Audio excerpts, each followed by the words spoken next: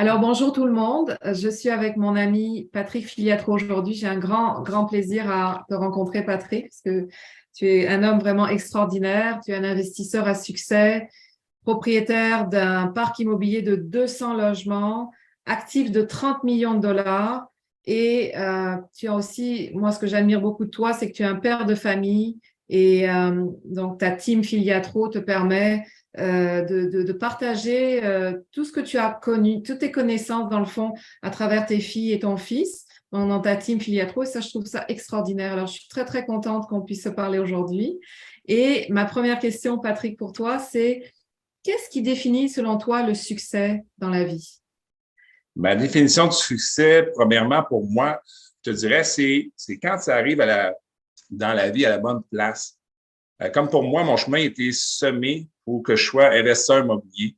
Toute mon enfance, on a resté dans des logements. Fait que j'ai appris très de bonne heure aussi que, vu qu'on n'avait pas d'argent, que si je voulais avoir un dollar, il fallait que je le gagne. Fait qu'à 19 ans, je suis parti avec la promesse de jamais louer de logement ou habiter dans un immeuble à revenus. Qu'est-ce que j'ai fait? J'ai loué des maisons jusqu'à 24 ans.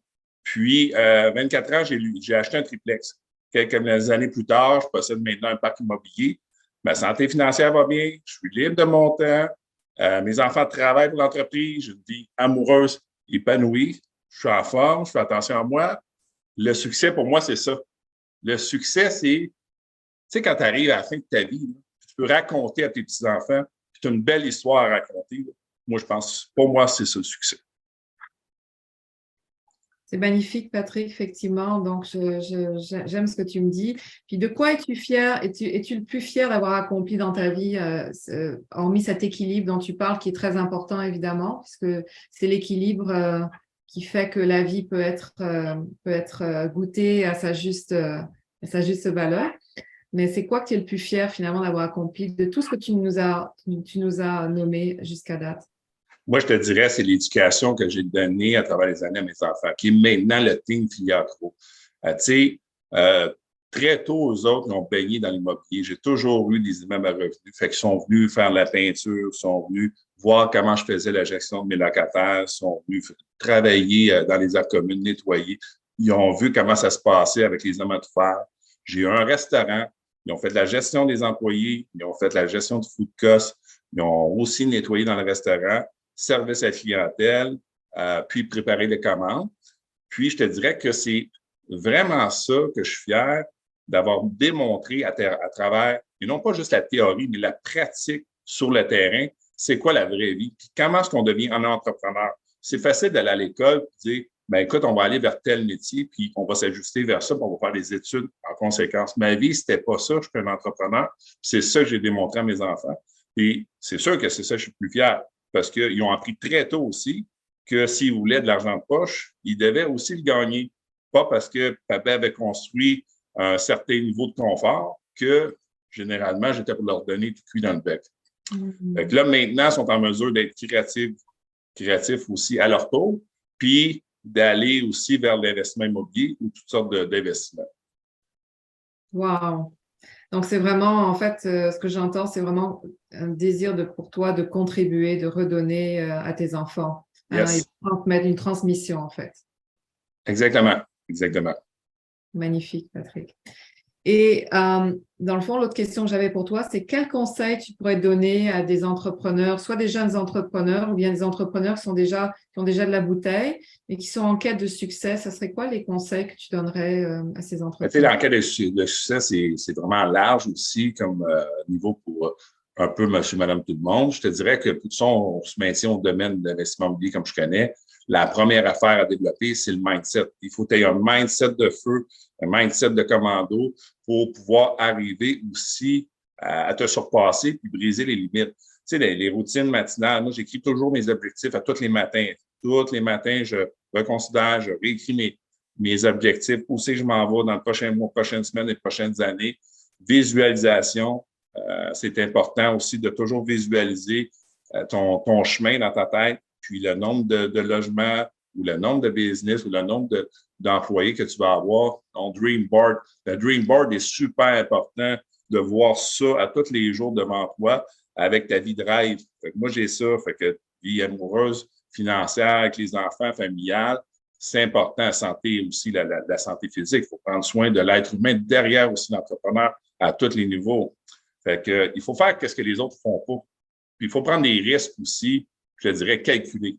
Prendre des risques calculés, ben, c'est comme dans mon domaine, c'est de ne pas dire, ben, écoute, je vais acheter tel immeuble, les chiffres ne fonctionnent pas en date d'aujourd'hui, c'est pas bon l'immobilier, c'est de juste prendre ça et dire, OK, moi, je vais le transformer pour que ce soit une occasion, puis un deal à tous les niveaux, puis plus tard dans le temps, parce que c'est dans le temps que l'immeuble va être payant, ben, ça va rapporter. Fait que c'est toute une structure de tout ça, de routine, de mindset, de visualisation, puis de toujours se concentrer dans la même direction. Fait que, moi, ça serait ça, les trucs que je donnerais à un entrepreneur.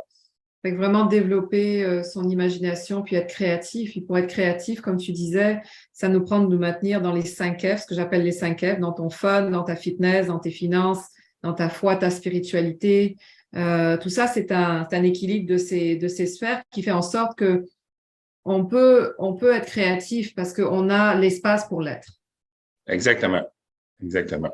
On a toutes les ressources aussi pour le faire. Quand j'ai commencé dans l'immobilier, il n'y avait pas le club, je pense que le club immobilier, moi je viens du club immobilier, mais le club immobilier n'existait pas encore quand j'ai commencé en 99. Il n'y avait même pas Internet encore. L'Internet était en train d'arriver. Fait que, tu sais, les ressources que les jeunes ou les nouveaux entrepreneurs ont aujourd'hui étaient limitées. Si tu googles n'importe quoi, tu as toutes les réponses au bout des doigts.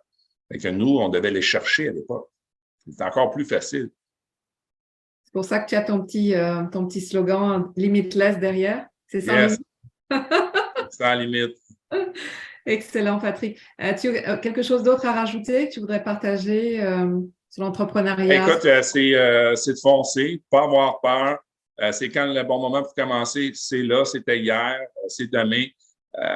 Ne pas hésiter aussi sur ses rêves. La vie va vite.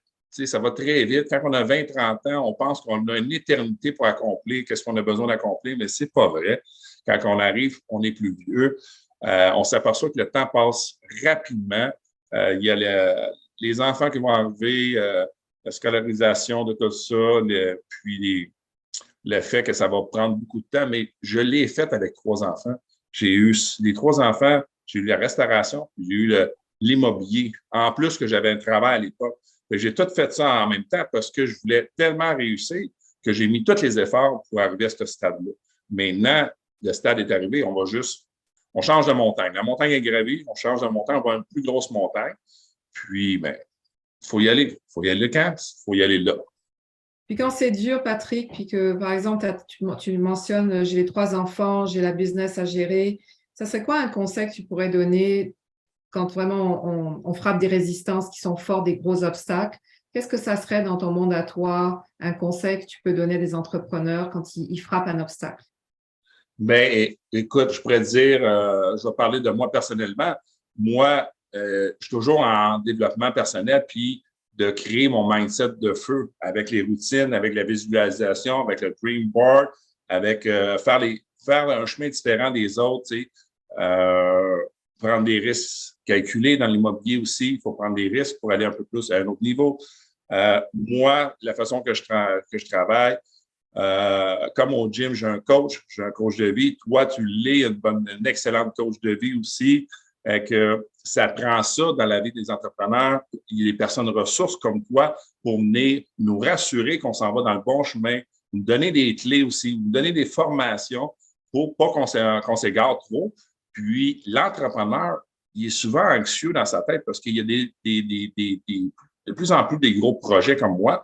Puis, ça prend, il faut revenir à la base, puis se reposer les bonnes questions pour pouvoir réussir. Le chemin, là, il n'est pas toujours rose comme sur l'autoroute. On va prendre une trail de temps en temps, puis un coach de vie va nous ramener aussi pour qu'on puisse prendre les bonnes décisions, ou du moins avoir la réflexion de prendre les bonnes décisions, puis continuer à croître, dépasser les plafonds de verre, puis aller à un autre niveau. Tout à fait, Patrick. Puis je vais juste rajouter par rapport à ça qu'une décision qui est basée sur le rêve dont tu as parlé tout à l'heure versus une décision qui est ancrée dans la peur de perdre, c'est pas la même décision. C'est pas la même décision. Puis, il ne faut pas que ça reste un rêve non plus. Le rêve doit devenir la réalité. Quand je parle d'un dream board, moi, sur mon dream board, c'est tout c'est un peu mon rêve qui est là en image. Puis, je sais qu'inconsciemment, ben, le chemin se fait dans ma tête pour dire, ben, tu vois, cette maison-là, ou cette voiture-là, ou cette vie amoureuse-là, mais on va tout mettre en place le chemin. Puis, inconsciemment, comme je dis, le subconscient, il travaille pour trouver des solutions aussi. Ouais. Il travaille pour trouver des solutions, puis c'est bien important. Je fais ma routine le matin, ce que je fais comme ma routine, mais je vais venir définir encore jour après jour, c'est quoi mes objectifs. Mes objectifs vont changer. Il y a des journées que c'est toujours les mêmes, puis après ça, on avance de mois en mois, mais je garde pas, je perds pas la route. Tu sais, le GPS interne, il faut qu'il soit guidé aussi. Fait que les objectifs, de venir les écrire, si on vient planter dans ton GPS, où c'est qu'on s'en va? Puis on sait de journée en journée, de semaine en semaine, de mois en mois. C'est super important. J'aime beaucoup ce que tu dis parce que dans le fond, ce dont tu parles, c'est ces objectifs, puis te mettre dans un mindset où tu te mets dans une condition physique qui est gagnante. Ça va vraiment aller chercher une pensée d'expansion, une pensée d'abondance, une pensée de prospérité, hein. Et c'est dans cette pensée de prospérité que c'est le fun de prendre des actions. Non pas dans la pensée de peur de perdre ou de peur de ne pas en avoir assez. Et c'est vraiment la grosse différence qui fait, je pense, les gagnants des perdants, c'est que les gagnants se mettent dans un mindset et une condition physique qui leur permettent d'être en expansion, puis les actions vont suivre cette pensée. Puis, tu as nommé un point important, parce qu'au-delà des coachs comme toi, pour nous aider à monter à un autre niveau, mais la santé physique prend soin de l'être humain derrière l'entrepreneur. Tu sais, moi, j'ai un coach aussi au gym. J'ai un coach aussi pour mon alimentation, parce que si je ne fais pas attention à la machine, mais comment tu veux que j'avance? Si je suis tout le temps en train de faire le party, je suis toujours sur l'alcool, je me lève à midi, ben, je n'aurai pas tu sais, les objectifs vont rester les mêmes, mais le chemin pour y arriver il va être beaucoup plus ardu. Fait que la première chose à faire, c'est qu'on prend soin de nous-mêmes. Santé physique, mentale, l'alimentation est très, très, très importante. Exactement, c'est tout des vases communicants. Tout est interrelié. Yeah. Tout est énergie, hein, dans l'univers. Donc, effectivement, si tu restes dans cette énergie-là, tu peux te propulser vers le chemin du succès. Alors, merci beaucoup, Patrick. Tu es très, très, très Merci. agréable à voir. Je te remercie pour ton temps. Merci à toi.